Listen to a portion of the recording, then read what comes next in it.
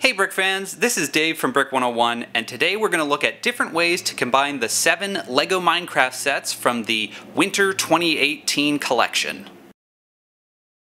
So there are 7 different sets that were released as part of this 2018 Winter collection.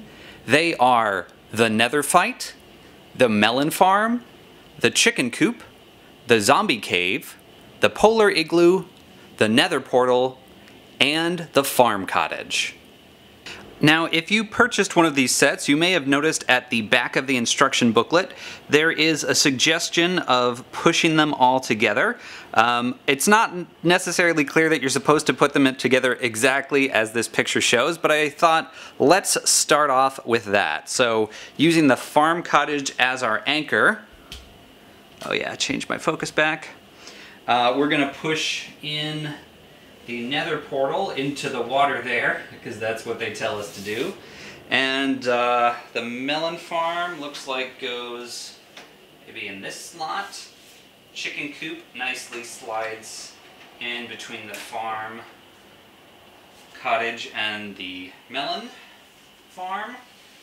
Polar Igloo just lines up on the back there, I guess.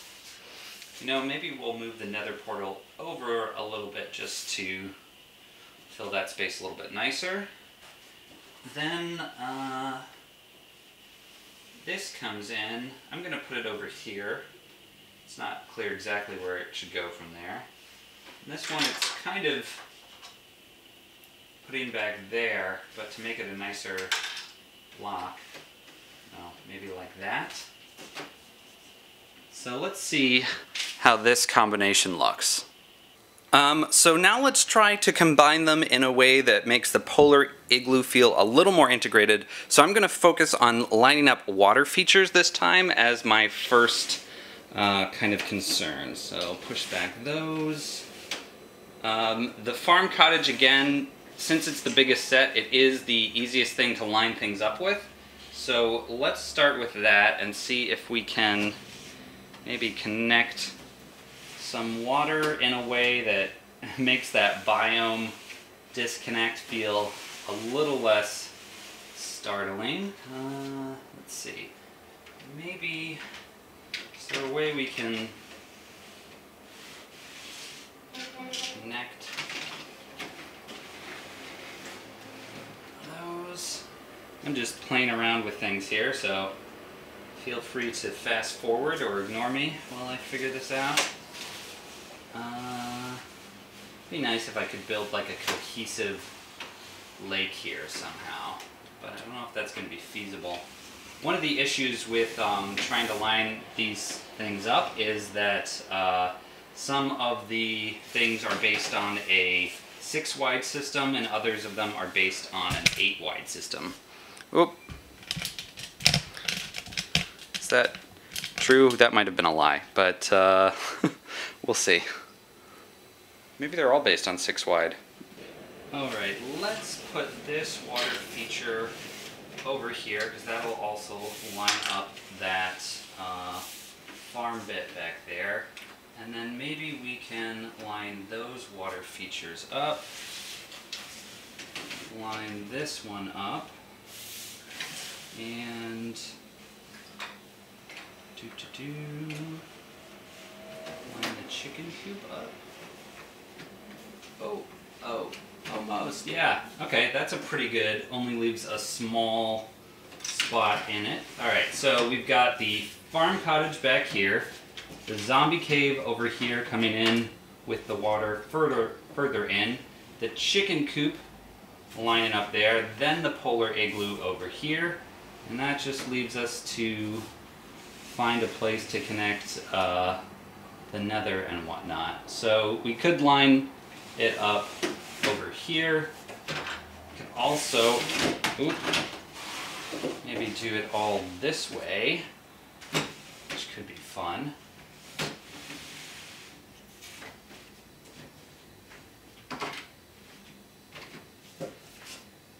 And then we can line the Nether Fight up maybe over here. And then you could imagine a really strict division here. So, overviewing what we've got here, we've got the Nether Portal, the Nether Fight, got the Farm Cottage back here, Melon Farm lodged in the middle, Polar Igloo, Chicken Coop, and Zombie Cave. Knocked a zombie pigman down. Alright, let's take a closer look at this display. I've knocked over some mobs and such, but it's mostly intact. So again, as I said, the main goal here was to line up kind of all the water features. And aside from a 6x6 gap, which you could fill in with just another 6x6 plate, we do have a nice little pond or lake in the center here, which does give some kind of like directionality or emphasis to why the Polar Igloo is connected here. It touches two other things at water locations, and there's always going to be in this scenario a stark line between where the colder biome begins from this other biomes, but at least now there's a reason for it being there.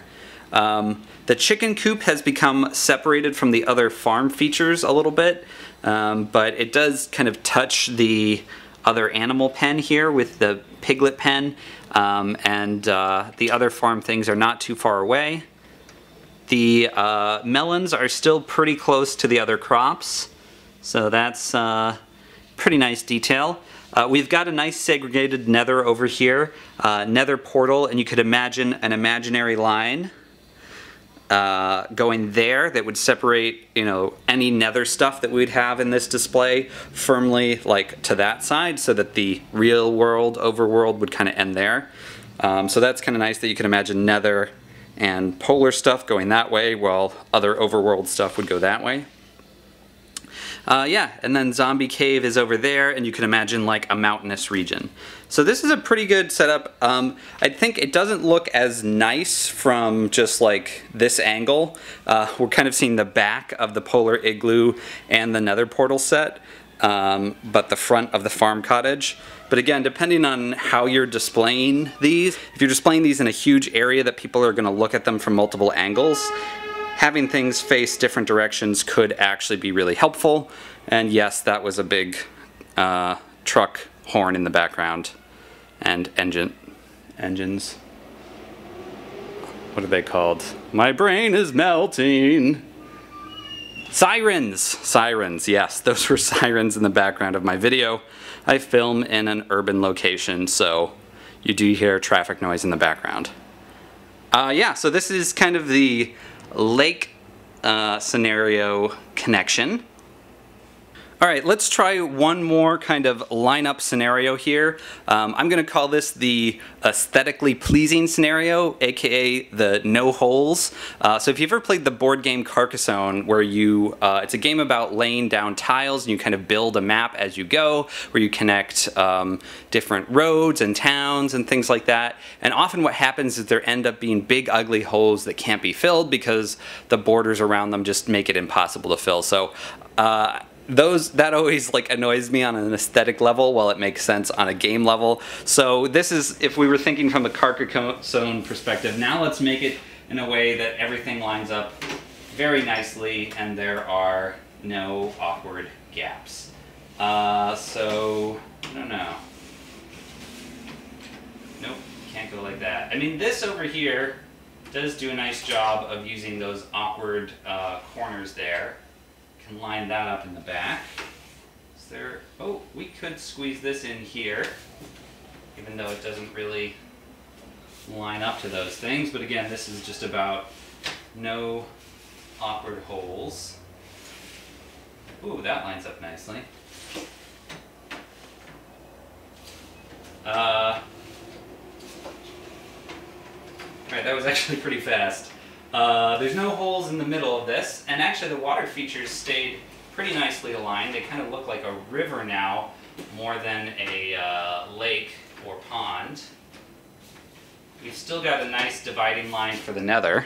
So again, just kind of doing a helicopter flyby of this here. We've lost the connection of a lot of the farm areas together now that the melon farm and chicken coop over here away from the farm cottage.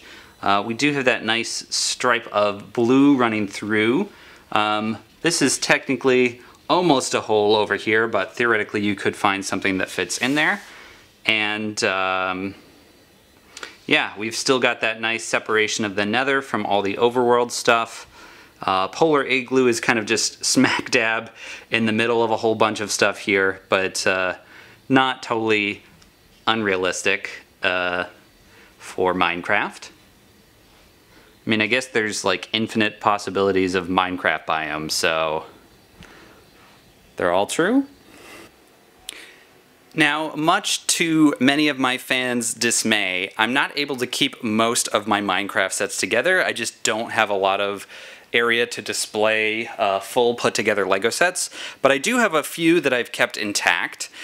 So we've got the Mountain Cave, the massive Minecraft set from last summer, as well as the Ocean Monument, so those two are relatively recent. And then from older years, I've still kept together the Jungle Temple, since that's a nice solid thing. And way back to the first round of minifig scale Minecraft sets, I still have most of the First Night house together, though I've taken the tree off the roof and some of the ground pieces off the side. So let's see what we can put together using these Minecraft sets plus the 2018 sets. Okay, so now that I've zoomed out so you can see all the different sets, you're also seeing the edges of my table that the paper doesn't cover, so the illusion is broken. Not everything in here is the color of my paper. Alright, we'll start with the Mountain Cave as the base here since it can't really move. Then the other thing I want to connect up next is the Nether Portal, since that's also got railway on it. There's two possible connection points. One is over here, the railway comes out the side through that little pocket down there. The other is in the back of the cave. No, that's not true. It just kind of loops around inside. Never mind, one option, not two. So then, if that goes over here, that kind of is our main axis of where everything else wants to go. So our other nether set we can throw over next to the Nether Portal. Any which way over here. Nope. Is there anything else we can fit in nicely next to that? Maybe we put in the zombie cave over here. That lines up nicely with some of the lava of the nether over there and some of the grass over there. It also fits in that hole nicely. It's not like a super scientific thing over here. I mean, the Ocean Monument's just a weird one that doesn't really connect physically to any of these. The Igloo I kind of want to just put up there on the top of the mountain cave, but let's settle it back here instead, and you're probably just seeing the side of my head now. So our polar bears came flying off. But now we've got the Igloo positioned nicely to the mountain cave there. Reattach some polar bears, or at least rest them nicely on top. Now if we're continuing with water over there, we could take our Farm Cottage, which has some nice big watery areas, and maybe connect that. Oh, there's even some sand over here that can line up with some of the sand that's on the Farm Cottage. You can't really see what I'm talking about, but let's go ahead and move all of this down a little bit.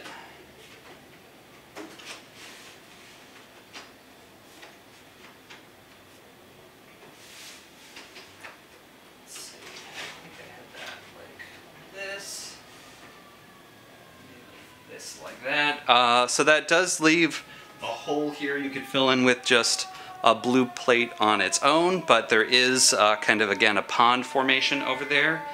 Now if you wanted to connect all the farm stuff up, you could put the Melon Farm over here while we listen to the siren in the background.